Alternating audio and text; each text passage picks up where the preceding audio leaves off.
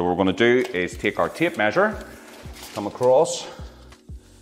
We are 59.8. And we are to this side, 59.8. So taking this back to our triangle again, measuring off, we are 59.8 to this side, and we are 59.8 to this side.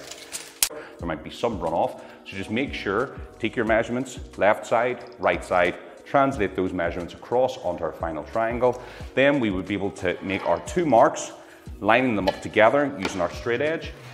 Draw your line, make your cut, and then it's a simple case of taking your boards apart and installing them one by one into place.